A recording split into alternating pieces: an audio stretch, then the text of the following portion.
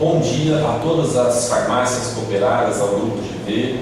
Nós estamos aqui no Instituto, aqui direto de Presidente Prudente de São Paulo. Você que está me assistindo pelo Criticam ao vivo, você que vai estar assistindo por um DVD, nós estamos com o tema prescrição farmacêutica, solicitado por muitos laboratórios farmacêuticos, muitos farmacêuticos com dúvidas sobre as legislações. E nos módulos anteriores nós falamos sobre a prescrição, sobre como implantar a prescrição farmacêutica, a deontologia, os direitos e os deveres dos profissionais farmacêuticos que estão iniciando a consulta clínica, né? O consultório, muitos estão aplicando, ampliando ou montando, assim, entre aspas, um consultório dentro da própria farmácia, e alguns, bem poucos, pelo que nós estamos viajando a nível Brasil, poucos farmacêuticos abrindo clínicas e consultórios autônomos, como profissionais prestadores de serviço, até mesmo porque o Conselho de Farmácia, a Anvisa, ainda não estabeleceu procedimentos de fiscalização, a regularização, taxas, cadastramento dessa nova atividade econômica chamada consultório farmacêutico.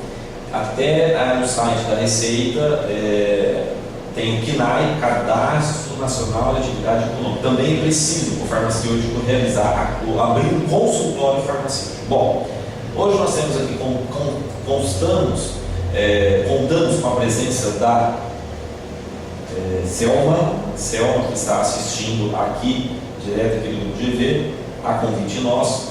E nós iremos então iniciar sobre a prescrição farmacêutica. Todos nós sabemos que a prescrição farmacêutica, de acordo com a resolução do Conselho Federal de Farmácia, é necessário você atender todos os procedimentos, né, igual nós já preconizamos, já orientamos vocês, farmacêuticos, aí do laboratório, como aplicar a consulta farmacêutica. É um grande avanço.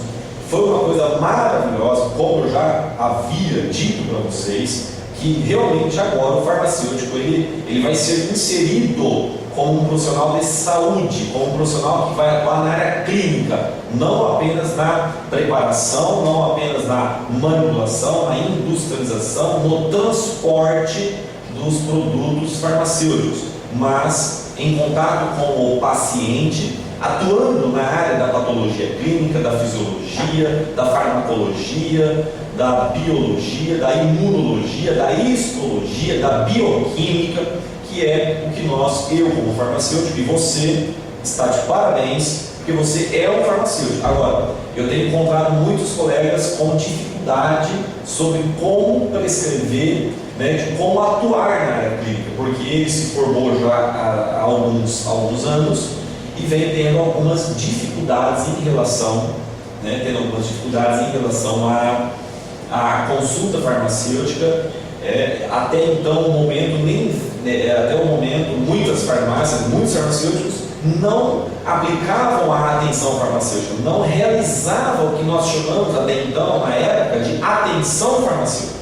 Começou como assistência farmacêutica. O termo mudou, que a assistência era muito cuidado com o medicamento ao paciente. Não, a atenção farmacêutica era uma coisa mais recente e falava-se sobre a relação do paciente como um todo, a qualidade de vida do paciente, juntamente com a possível administração de uma medicação. Agora, o termo consulta farmacêutica, regulamentado pelo Conselho Federal de Farmácia, vem a somar. E aí vocês, farmacêuticos, precisam se atualizar muito sobre a consulta farmacêutica. Bom, então hoje nós vamos falar um pouco sobre atenção farmacêutica, ou seja, consulta farmacêutica, prescrição farmacêutica para patologias, sintomas, sinais clínicos relacionados às infecções do trato respiratório superior, certo?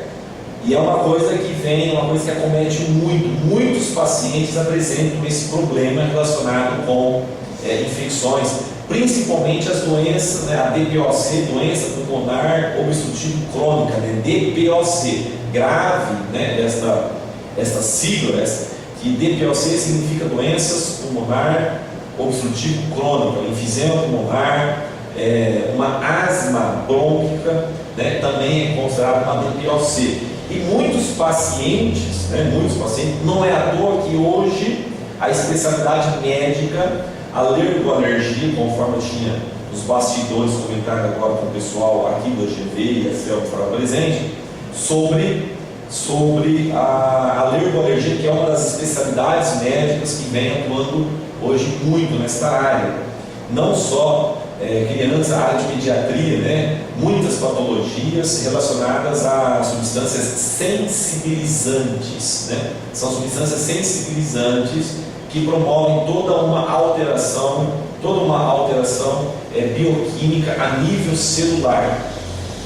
O processo alérgico nós podemos classificá-los, dividir conforme o grau de intensidade e de repetição. Nós chamamos de hipersensibilidade. Lá na aula de bioquímica, de fisiologia, de imunologia, nós estudamos isso daí. Então, nós temos como primeira célula, nós temos como sistema de defesa, né? Nós temos como sistema de defesa dois tipos de sistema de defesa. Nós temos o sistema humoral, pelos anticorpos, e nós temos o sistema de defesa celular, pelos linfócitos. Tá? Mas em que consiste? Um paciente vinha à farmácia, qual é a orientação que eu tenho que praticar e orientar? Bom, a nível de atenção primária, você como farmacêutico clínico, você não é um alergista, mas você tem que saber o mecanismo que desencadeia o processo alérgico. Você já sabe, eu só estou aqui recapitulando, atualizando os seus conhecimentos. Então, o processo alérgico, ele é desencadeado, primeiro, pela presença de uma substância que promove a quimiotaxia, né? Fatores quimiotáticos, os fatores que promovem a liberação dos mediadores químicos, como interleucinos, os eicosanoides, né? Mediadores químicos que vão desencadear todo o processo alérgico orgânico, bioquímico e que passa a ser fisiológico. Muitas vezes deixa de ser um sintoma e passa a ser um sinal clínico, né? Manchas avermelhadas, eritemas, edemas, falta de ar, né? Tudo isso aí, enformigamento, né? Das mãos, dificuldade no sangue circular, alergias, prurido, enfim. Nós temos alguns sintomas, alguns sinais que desencadeiam, são evidentes no processo alérgico, mas a maioria, né, o que a gente quer passar, principalmente para trato respiratório superior, como nós estamos falando do trato respiratório superior, o que mais acomete aí pacientes que vão à procura do farmacêutico, né, muitas vezes não vai ao médico. Então, o que desencadeia o processo alérgico? Então, nós temos essa substância, são os mediadores químicos liberados, né? Nós chamamos de histamina. A histamina é um mediador químico que está na célula chamada mastócitos. Fica os grânulos de histamina, fica nessa célula chamada mastócito. Esses grânulos de histamina, eles que ficam ali armazenados, né? Ali quando há uma invasão ao nosso organismo, certo? Agora essa invasão, para quem apresenta uma genética, muitas vezes o pai, a mãe tem um grau de hipersensibilidade 2, 3, 4, alergia, às vezes aplicada de insetos, né? Alergia a algumas comidas, né? Um sinal muito grande de pessoas alérgicas começa a formar dermatite, pessoas com dermatite seborreica, é um processo alérgico, vocês sabiam? Que pode ser alérgico, não infeccioso, não fungos, processo alérgico. Atrás da orelha começa a cortar, às vezes a orelha, forma feritinha, nas narinas, né? No canto, nas pupilas das narinas, começam também um processo alérgico. Tudo isso caracteriza que essa pessoa apresenta um grau de sensibilidade, né, elevado a qualquer mudança, né, de ambiente. Então, essa histamina que está localizada lá no mastócito, que é um dos mediadores químicos que desencadeia todo o processo fisiológico caracterizado da alergia, ela pode ser liberada quando há um processo de invasão, quando o organismo sonha, né? Porque a alergia é um mecanismo de defesa do paciente, é um mecanismo de defesa nosso, mas quando esse complexo antígeno-anticorpo, os nossos anticorpos, ele entra em contato com o antígeno, né? Lembra lá do sistema complemento, CD4, CD8, né? O mastócito está na cauda ali do anticorpo, e quando há essa ligação, o filamento, né, dos anticorpos, há uma vibração, há uma fasciculação, e aí o mastócito, a membrana do mastócito libera esses grãos de histamina na corrente sanguínea. Então é simples, isso é importante para que você possa, eu sempre falo que durante uma consulta médica, durante uma consulta a um advogado, durante uma consulta a um engenheiro e durante uma consulta a um farmacêutico ou a qualquer coisa, ou a qualquer profissional, se você já falar aquilo que o paciente já sabe na íntegra, muitas vezes esse profissional é visto como um mau profissional. Eu sempre falo que você tem que ser simples, mas você tem que, não pode ser vulgar, você tem que usar as expressões técnicas, né? Termos técnicos, para que a pessoa se sinta segurança também, para que a pessoa veja principalmente os novos clientes, para fidelizar os novos clientes, os novos pacientes. O que acontece muitas vezes na farmácia é que não há uma orientação técnica. Muitas vezes a farmácia orienta-se a uma inalação com Berotec e com Atrovente. Eu já comentei isso algumas vezes.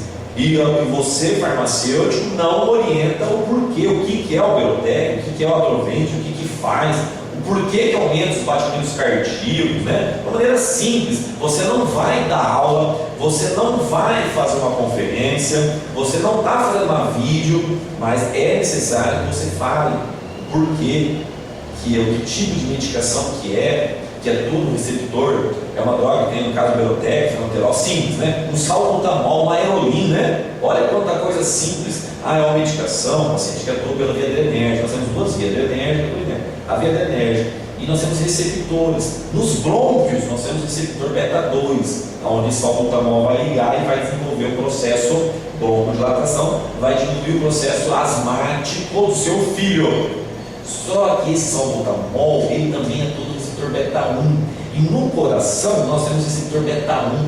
Por isso que aumenta os batimentos cardíacos, né? Quem está fazendo inalação ou tomando um xaropinho de salbutamol, xaropinho, né? Via oral. Então é necessário que explique para a mãe ou até mesmo para o paciente adulto ter uma noção. Eu tenho pessoas que ligam para mim, eu como farmacologista, eu como farmacêutico, eu não sou médico, eu sou farmacêutico, mas aí está a grande essência do profissional farmacêutico. Ele é um profissional do medicamento, ele tem que saber o que faz. Por isso que nenhum médico do mundo vai fabricar e ser responsável técnico pela fabricação de qualquer medicamento. O único profissional que é responsável em termos de legislação, que pode assumir a fabricação do medicamento, chama-se farmacêutico. O médico não pode, porque ele não tem a parte química da formulação das incompatibilidades químicas, físico-químicas. E o químico? O químico pode ser responsável pela fabricação, né? Você que trabalhou em indústria química, ele pode ser responsável, um químico, um PhD, um doutor em química, ser responsável pela fabricação de medicamento? Não. O único profissional responsável é farmacêutico. Mas por que não o químico? Porque o químico ele só formula, ele sabe as propriedades físico-químicas, só que ele não sabe em quais receptores vão atuar aquela medicação, quais os mediadores químicos que vão ser liberados, quais as interações medicamentosas, farmacodinâmicas, farmacocinéticas, se vai ter alguma interação bioquímica a nível celular, drogas que se ligam, né, à albumina plasmática no sangue, por isso que a droga é de 12 em 12, de 6 em 6, de 8 em 8. Uma vez eu fiz uma visita a um profissional médico, porque o representante da farmácia passou um aperto. E nunca é feio você falar: olha, doutor, eu não me lembro, eu não me recordo, vou pesquisar, vou entrar em contato com o departamento técnico do laboratório e eu vou retornar para o doutor. Isso a humildade é a base de qualquer relacionamento. Ser humilde, ir até aonde você pode, com segurança, com firmeza, né? Você passa isso para quem você está conversando, dialogando. E o representante foi visitar o médico e o médico perguntou por que a nifedipina tem ação de 12 horas e se ele fabricava o medicamento nifedipina, porque existia industrializado nifedipina 24 horas. E o representante falou uma besteira lá, que é cápsula de gelatina dura, não me lembro agora qual que era, mas foi assim, nada a ver, né? Nada a ver. A pergunta do médico foi inteligente? Não. A pergunta do médico foi totalmente sem nenhuma objetividade, porque isso aí o médico deve se saber, mas ele fez a pergunta, talvez ele não sabia mesmo, é verdade, talvez ele não estava testando a capacidade do representante, porque o representante não precisa ser farmacêutico muitas vezes, ele pode ser uma pessoa não é da área, mas que ele estuda um artigo, e quando é uma pergunta técnica, ele dirige ao departamento técnico do laboratório, os médicos do laboratório, os farmacêuticos do laboratório. Bom, aí eu fui até o laboratório, expliquei para ele como que é a medicação, a potência da medicação, por que umas medicações é de 500 mg, a outra é 1 mg, por que finasterida é 1 mg, e por que metildopa, para baixar a pressão, é de 250 mg, a nifedipina é de 20 mg, então é feito estudos. Lembra, doutor, daquelas aulas lá que a gente detestava? Eu comecei assim, né? As avaliações pré-clínicas, né? In vitro, feito em laboratório, só em laboratório. Depois começava in vitro, primeiro era in vitro, aí depois começavam as análises pré-clínicas. Esses em laboratório, tem os aparelhos que faz hoje, né, toda uma simulação dos ensaios biológicos. Aí depois vem, né, a aplicação em animais, os testes pré-clínicos. Depois começam os estudos em seres humanos, os testes clínicos. Bom, aí ali dispua, faz toda a pesquisa, toda a alimentação, de dosagem, de concentração e posologia. A característica da nifedipina de 12 horas não é do recipiente, não é da cápsula, não tem nada a ver isso. Não tem nada a ver isso. É da nifedipina. A medicação, a meia-vida plasmática, né? Como que é calculada a meia-vida? Doutor, lembra como que é calculada a meia-vida? Você dá uma droga X.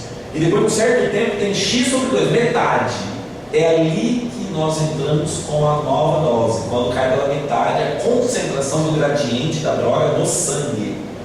Tá? Aí ele falou, então tá bom, agora nós podemos sim, eu expliquei para ele que a gente pode sim diminuir o processo de absorção aplicando um recipiente específico, no caso polímeros de celulose, né, como tinha alguns industrializados, revelou a marca, o nome lá, não vou falar, porque até parou, porque falava que era nifedipina 24 horas, 24 horas é impossível também, 24 horas é impossível. Não tem como provar isso, não tem como provar nenhum livro de farmacodinâmica do mundo e não tem nenhum pesquisador, nenhum cientista que prova que você consegue atrasar a absorção de medicamento em 24 horas. Por quê? Porque o tempo de desvazamento gástrico, o tempo de desvazamento entérico somado, quando muito, não passa 13 horas, 14 horas. Então como você vai atrasar a absorção do fármaco em 24 horas? Bom, então a gente vê que o farmacêutico, para atuar na farmácia clínica, ele pode se encaixar. Eu já escutei, estou falando isso porque eu escutei muitos farmacêuticos falando: o doutor deveria ser médico, você fez a faculdade errada. Eu falo: não, eu não entendo nada. Médico, a minha esposa é médica, ela é pediatra, e o dia que eu fui numa UTI e eu vi ela entubando um paciente, e quando ela passou um catéter de ação central, uma criança com 2,5 kg, desse tamanhozinho, certo? Uma agulha desse tamanho, quase 10 centímetros, na jugular, eu falei: eu não estou peludo, eu não sei, eu não tenho noção e nem quero aprender isso. Isso é um dom de Deus. Aí sim você vê qual é a área do médico, do diagnóstico, né? A pessoa aparece no seu laboratório, na sua farmácia, ele está lá com desconforto gástrico, né? Desconforto gástrico. Ele precisa muitas vezes do médico especialista em gastroenterologia. Nem um médico clínico geral, muitas vezes, não vai dar conta de resolver qual é o problema. Por quê? Porque o diagnóstico, o médico, ele é um profissional do diagnóstico. A essência do médico é diagnosticar. A essência dele. Qual é o problema? O seu problema é esse, meu filho. Então, ele mata a charada. Ele é doutor no assunto. Ele tem propedêutica, ele tem semiologia clínica, ele é o cara. É com diagnóstico. Agora, o farmacêutico não é isso aí. Ele vem a mim, que trabalha com farmacologia, né? Dou aula de farmacologia, ele fala, olha, eu pode ser uma Helicobacter pylori, pode ser. Essa é uma bactéria que causa assim. Pode ser um refluxo gastroesofágico, pode ser uma gastrite duodenal, pode ser, tudo pode ser. Eu vou colocar ela, pode ser pelo sintoma. Eu tenho patologia, mas não sou especialista. Eu tenho patologia 6 meses, 1 ano, se não me engano. Ele tem 6 anos, mais 4 de residência, mais 4 especialidades. Então ele é um profissional preparado para diagnóstico. E eu vou verificar a nível, né, se é um quadro grave, se ele precisa ser encaminhado a um profissional. Vou fazer uma carta e caminho. Então é diferente, tá? E eu não estou aqui atuando e praticando, né, o ato do médico. Eu estou orientando você, farmacêutico, a ser um profissional que encaminha o paciente ao médico, e quando você realizar alguma intervenção, que você seja ético e eficiente e responsável por aquilo que você faz. É isso que eu estou te orientando. Então, doença do trato gástrico, doença do trato respiratório, então o processo alérgico começa com a liberação de histamina. Agora, essa histamina, que é liberada pelo mastócito, tem uma causa, muitas vezes, pessoas com hipersensibilidade, pessoas alérgicas, todo mundo tem a liberação de histamina. Agora, o fato é o seguinte: mudou 1 grau de temperatura, a histamina dele já é liberada. Um sereninho de madrugada já é liberada a alta dosagem de histamina. Uma poeira, uma fuligem, o organismo já libera histamina a todo vapor, porque ele acha que algo está acontecendo fora do normal. E ele produz aí, né, a essência, o porquê da histamina. Né? A histamina é um mecanismo que o próprio organismo lança como defesa. Nós sabemos que os receptores histaminérgicos, anote aí, nós temos o H1 e nós temos o H2. Lembrou? Lembra? Qual que é o H2? Se eu pudesse estar dialogando com vocês, eu acredito que vocês iriam falar com certeza sobre o H1 e o H2. O H1 está relacionado com a histamina do processo alérgico, né? O H2, histamina, responsável pela produção de ácido clorídrico. Por isso que nós temos os bloqueadores, né? Lembra de uma medicação que é bloqueador H2? Alguém fala para mim? Alguém lembra?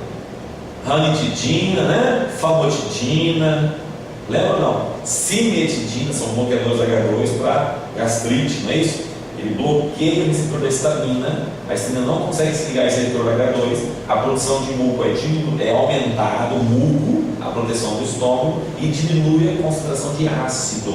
Então tira toda a gastrite, todo o excesso de ácido e melhora o revestimento do estômago para não causar nenhum irritamento ali da mucosa gástrica, principalmente na região, na porção do antro, né? O antro do estômago, da cavidade estomacal, tem uma parte ali que é onde recebe o alimento, uma bolsa, né? Aquilo ele chama antro. Ali é onde acontece maior formação de feridas, de úlceras, né? Úlcera gástrica, e pode haver uma hemorragia, e é sério, o paciente pode haver a falecer. Então, assim, se medida, mas nós temos um outro grupo de medicamentos que bloqueiam os receptores histaminérgicos H1, que são os clássicos, as medicações clássicas para processos alérgicos, né? Lembra? Bloqueador H1, dexclorfeniramina, é o mais simples, é o dado dos postos de saúde, né? É o mais barato, né? Famoso polaramina, né? É o mais comum, até usado há muitos anos por pessoas. Tratou às vezes o pai, o neto, o bisneto, todo mundo com polaramine. Só que tem um efeito colateral muito grande, né? Sono, dá muita sonolência, hipnose. Então, muito cuidado, às vezes o paciente fica tomando, e uma criança, por exemplo, né, atrapalha as atividades escolares, né? Dirigir então nem se fala. Mas a grande maioria, tá? Uma hidroxizina, né? Hidroxizina, que é um antialérgico, mais com grau de afinidade por receptor H1 na pele. infecções alérgicas de pele, né? É muito prescrito pelos médicos o hidroxizine de 25 miligramas, que também é um bloqueador, então é uma droga antagonista,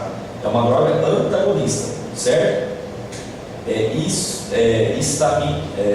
Tem a droga parasimpatomética, simpatolítica, no caso aqui tem um nome aqui, droga estaminérgica antagonista, bloqueia o receptor H1. E aí o que acontece? A histamina não consegue se ligar ao receptor, não ligando ao receptor, não desencadeia a liberação dos outros mediadores químicos que vão promover, principalmente, se for uma alergia tão grave, uma hipersensibilidade tão grave, o que nós conhecemos como anafilaxia, choque anafilático. A pessoa morre na sua frente por asfixia, falta de ar, inchada, né? Diminui-se a pressão corodosmótica, os vasos sanguíneos, a parede das artérias dilata, né? E as artérias, a parede da artéria, o endotélio capilar é formado por células, né? E entre duas células, né? Entre as duas células tem um espaço, né? Tem um espaço, certo? E aí, com a alergia, esse espaço aumenta e começa a ter um extravasamento de transexudato, né, de líquido plasmático, e começa a ir para o interstício. E isso aí a pessoa morre por um processo de asfixia. A pessoa tem um choque. Então, corre para o hospital. Antigamente se podia fazer o tratamento, às vezes, na farmácia, né? Uma cortisona, um Pamil dava na veia do paciente, né, para reverter aquele processo alérgico. E aí lá dava uma adrenalina, né, para voltar ao coração. A manter os batimentos cardíacos, uma atropinização e tal.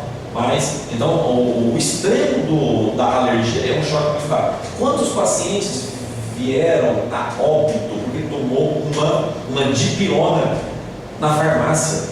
Quantos casos, né? Quantos casos de pessoas com alergia à dipirona?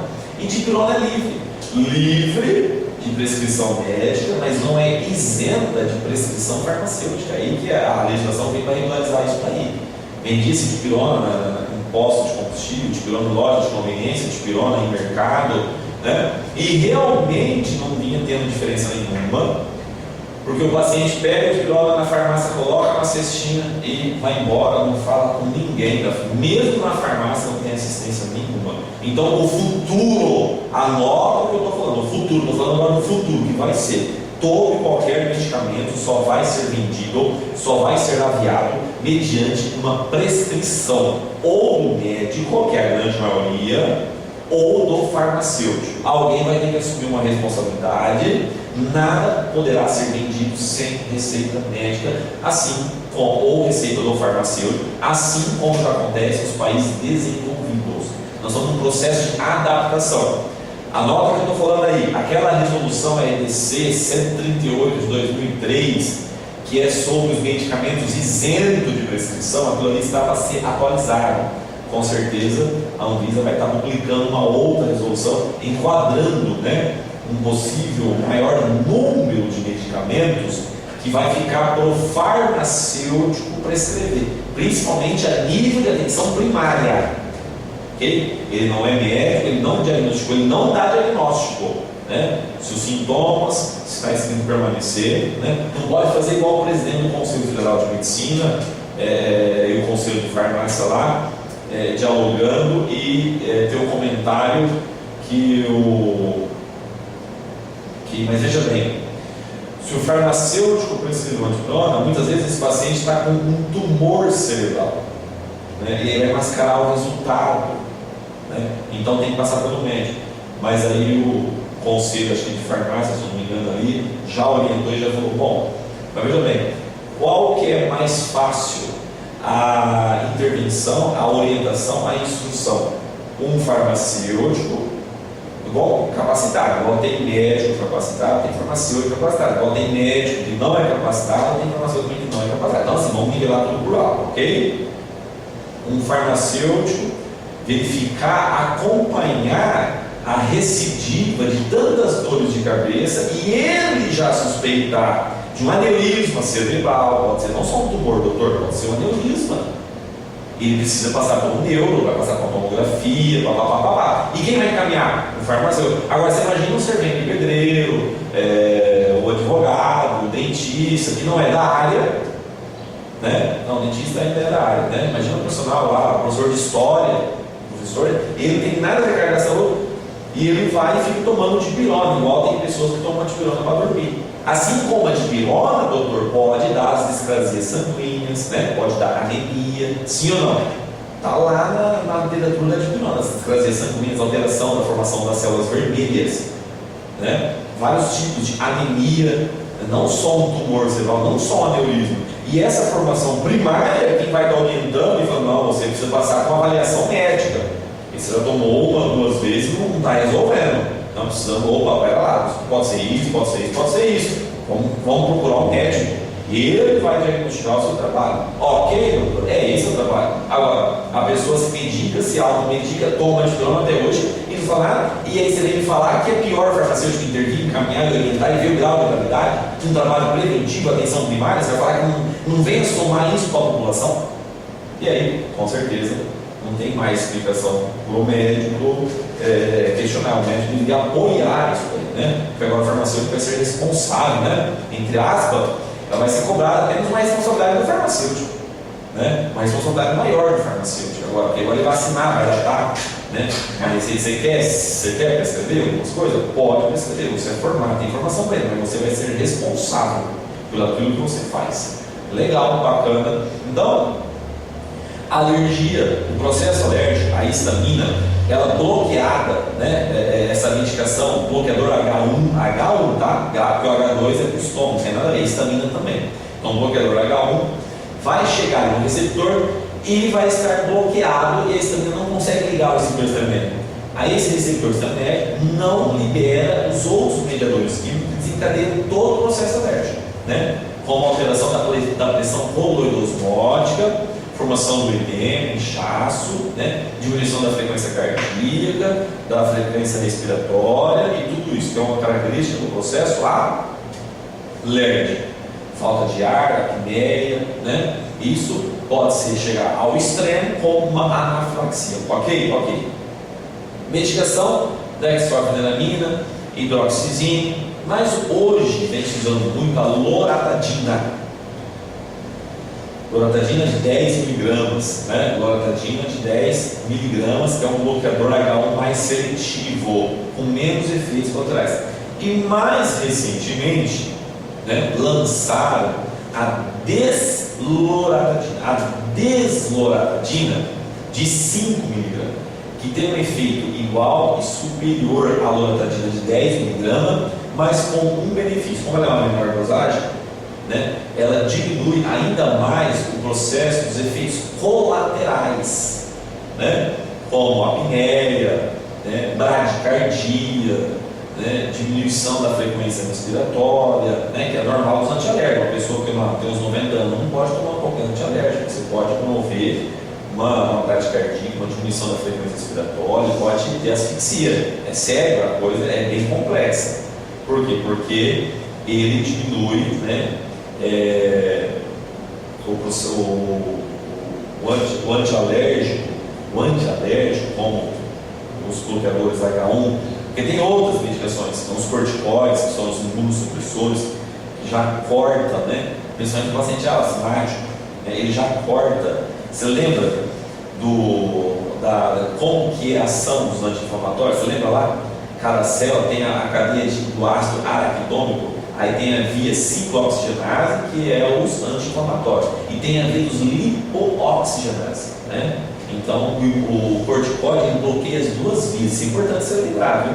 Anota aí para depois você estudar. Via ciclooxigenase e lipooxigenase. A ciclooxigenase, anti-inflamatória, prostaglandinas, prostaciclinas, lembra? Tromboxana 2, fator de coagulação, formação de plaqueta, e aqui, ó, lipooxigenase, leucotrienos, que é o maior fator que causa a bronquite asmática, a falta de ar, processo alérgico, né? E aí você tem um medicamento chamado Montelukast, né? Montelukast, que diminui a ação dos leucotrienos, que é uma medicação nova que muitos médicos, pediatras, alergistas vêm fazendo um tratamento. Ele é um tratamento, certo? Ele é um tratamento. Ele estabiliza a membrana dos mastócitos, né? Então é um tratamento. Tá? É o mais recente que tem para tratar. Bom, mas vamos lá. Então, em termos de tratamento, o que você vai orientar? Você tem então a loratadina, tem a desloratadina, que produz muitos efeitos colaterais, como a sonolência, a hipnose, né? Um efeito mais forte, terapeuticamente, né? Clinicamente, o paciente sente muito melhor, mas muito melhor mesmo. Não atrapalha a concentração do paciente, tem estudos falando dessa medicação. Mas isso tudo é um tratamento para quem já está em crise, para quem já está em crise alérgica, pode ser alergia até de pele, não só do trato respiratório superior, mas no caso da bronquite asmática, né, da broncoconstrição, a desloratadina é muito boa, assim como os corticoides inalatórios, que vai atuar lá nos alvéolos pulmonares, né?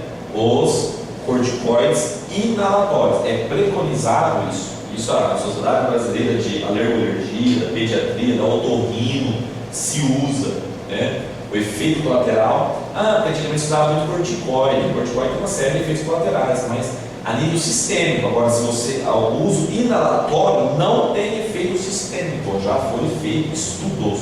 Tem aquelas bombinhas, né? Tem as bombinhas, então não tem problema. O corticoide só vai ter ação local, nos alvéolos pulmonares, né? Até para melhorar o processo de rompimento de alvéolo, né? todo o processo edematoso nos alvéolos pulmonares, excesso de muco. Tudo isso diminui a oxigenação, o paciente fica muito ruim, né? Mas o tratamento do paciente alérgico, que tem qualquer coisa, ele tem uma sinusite, a rinite, né? Coceira das narinas, urticária, né? Isso daí é característico da pessoa que tem um processo alérgico. Então, o tratamento, nós temos que administrar uma medicação que estabiliza a membrana dos mastócitos, para evitar que libere a histamina. Então não adianta, agora presta atenção, se o paciente já está em crise, o que significa?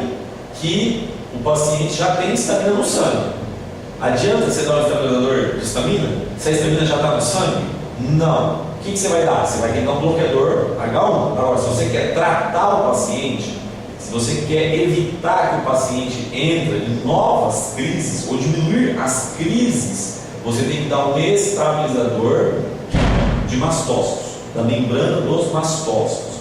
Esse estabilizador vai fazer com que a histamina não seja liberada por qualquer motivo. Vai diminuir a sensibilidade aos fatores exógenos, aos fatores ambientais, que você muitas vezes se depara, que o paciente muitas vezes no dia a dia, né, tem isso daí. Ele entra em contato, seja uma área que tenha pó, que tenha uma cortina, que tenha um animal, um gato, por exemplo, né? Quem tem gato e gato alérgico não pode ter, causa uma hipersensibilidade muito grande, né? Cigarro, fuligem, né? Fumaça, o que mais? Temperatura, alteração de temperatura, umidade. Tem pessoas, sabonete, produtos químicos, é muito comum, alimentar. Tem muita gente que sofre por infecção, por problemas intestinais e alérgicos, né? Problemas intestinais e alérgicos, né? Ele fala, nossa, parece que está queimando, né? Não sei, uma sensação, o intestino parece que está queimando, né? Junto ao ânus e as fezes estão sendo ácidas, né? Isso é um processo alérgico, muitas vezes está gerando um processo inflamatório. Começa com alergia, começa a liberar mediadores químicos, né? Às vezes, eu tenho alergia a pimentão, né? Meu intestino me dá diarreia. Tem pessoas que têm alergia a leite, muitos pacientes alergia, né? A várias proteínas, né? A lactose, muitas pessoas têm a lactose no leite, muitas pessoas alérgicas a leite não podem tomar da disenteria. Enfim, a alergia nós temos que muitas vezes fazer um tratamento. Esse tratamento é pelo menos 4 meses, né? Nós temos o cromoglicato de sódio, que é um estabilizador de membrana, lembra? Nós temos o cetodifeno, muito usado, né? Quantos xaropinhos de cetodifeno você já manipulou aí, que é para tratar, né? Tratamento ou comprimidinha de 1 miligraminha, né? 1 miligraminha todo dia de cetodifeno, que é para estabilizar, lembrando, pessoas com rinite, sinusite. Eu tenho um senhor chamado Arlindo da Casa dos Ovos, porque ele tem uma ótica, e ele sempre agradece, porque ele passou a vida inteira, né, com sinusite, rinite, né? Nossa, era demais, e todo dia ele manda confeccionar, manipular cetodifeno de 1 miligrama, e custa ele, apesar de ele ser uma pessoa muito bem sucedida financeiramente, estou falando, mas ele é meio seguro, né? E ele fala, nossa, o melhor de tudo isso, o tratamento foi eficaz e o preço, R$10, ele fala, R$10, ele fala, R$10, Roberto, é tratamento para toda a vida, barato demais, né? Ele já faz para 4 meses, né? Aí sai mais barato ainda, R$10 para 30 dias, né? Ele vai para 4 meses, ele fala, aí aumenta mais, aí vai para 15. Aí ele fala que porque é muito barato e foi muito bom. Então assim, cetodifeno, cromoglicardo, Montelukast, só que o Montelukast é muito caro, né? Passa de R$100, né? É uma medicação nova, né? Já tem similar, tem genérico dele, Montelukast, tem. A minha assessoria de informações, cérebro, processor, demorou, mas processor não tem, já tem disponível, né? Eu vou até falar um nome comercial aqui, Monteler, tem o Singular, que é o referência, né? Singular, se eu não me engano, Monteler, que é o Montelukast, né? É menos da metade do preço. Eu não sei se tem outros, mas aí vocês procuram até disponível para a manipulação. Está disponível para a manipulação. O pessoal muitas vezes não está sabendo que está disponível para a manipulação. Tá ok? Então, alergia é muito importante fazer tratamento. Se a pessoa está em crise, pode tomar os dois? Pode tomar os dois. Você pode dar um tratamento e também, né, associado, você pode dar o bloqueador histamínérgico, que é o que vai, né, resolver o problema de imediato. Corticoide inalatório, aí já precisa, quando chega nesse patamar, já é preciso procurar um pneumologista, um otorrino, né? Até mesmo porque senão pode dar um processo infeccioso, às vezes uma sinusite já acompanha, muitas vezes a alergia, como produz muito muco, e muitas vezes esse muco fica parado nos ossos pneumáticos, né? Óculos aqui da face, narina, e isso faz com que há um processo de infecção. Então, se o muco estiver branco e alino, é só o muco. Se ele estiver amarelado ou esverdeado, já está contaminado, está com infecção, está com bactéria das bravas, e aí tem que lavar com muito sorinho, muito cloreto de sódio, 3, 4 vezes por dia, no mínimo. Pode usar 5, 6, 7, 10, olha, para lavar as narinas não faz mal, é só sorinho fisiológico. Inalaçãozinha, só com sorinho pode fazer 10 vezes, 20 vezes por dia, é o melhor tratamento. Aí você não precisa voltar no médico nem na farmácia. Vocês voltam na farmácia. Sabe, resolve, é só lavar, aí não contamina. Então você tem que fazer isso antes, né? Antes de aquilo ali ficar lá uma semana parada, aquele excesso de muco e não drenar. E associado com tudo isso, você farmacêutico vai prescrever o N-acetilcisteína, né? N-acetilcisteína, Fluimucil, 600 mg, né? Um Ambroxol, também um Ambroxol, que é o que? Fluidificante. Ele faz com que o muco diminui a viscosidade e escorre, sai dele. Você vai nas narinas, trato respiratório superior, você consegue fazer uma lavagem legal, você vai no banheiro e você pode dizer que vai sair todo o muco. É impressionante o que faz, né, essa Fluimucil, N-acetilcisteína, outros nomes comerciais, mas é o N-acetilcisteína de 600 mg para adulto, ou sachêzinho, 3 sachêzinhos de 200, também tem de 200 mg, mas o cheiro é horrível, cheira ovo podre, né? N-acetilcisteína eu também prescrevo de 600 mg aqui para tratar pessoas que fumam, fumantes, que ficam com pigarra, muita pigarra. Ele é excelente, pessoas que fumam e têm pigarra. Ele também é um antioxidante para a pele. Sabia disso? Ainda você pode procurar na internet aí, pode solicitar na GV artigos de N-acetilcisteína como antioxidante. Ainda tem muitos nutrólogos, oxidologia, né, que trabalha com fatores oxidativos, que prescreve N-acetilcisteína junto com outros grupos, né, de antioxidante e antirradicais livres, para diminuir o processo de envelhecimento. Então, fluimucil é muito bom para fluidificar. Talvez fique aqui algumas dicas aqui, direto do grupo GV, mais algumas orientações, trabalhos, monografias. Agora é verão, muita gente, né, acaba, devido ao calor que está fazendo em grande parte do Brasil, a pessoa acaba se expondo, tomando muito calor, bebidas geladas e muitos com problema de sinusite, rinite. Não é só no inverno, né? É uma característica do inverno. Agora no verão também está muito acentuado. Então, prepare você para estar orientando. Tratamento bloqueador H1 e estabilizador de mastócito, que é tratamento. O bloqueador H1 é para tratar o sintoma. O tratamento da alergia é estabilizador de mastócito, que vai estabilizar a membrana e vai liberar menos histamina no sangue, certo? Tem que diminuir a quantidade de histamina no sangue, que aí vai diminuir o processo alérgico, ok? Na próxima aula, vocês que estão nos assistindo, nós vamos iniciar atenção farmacêutica, a consulta farmacêutica para gastroenterologia, tá? Não percam.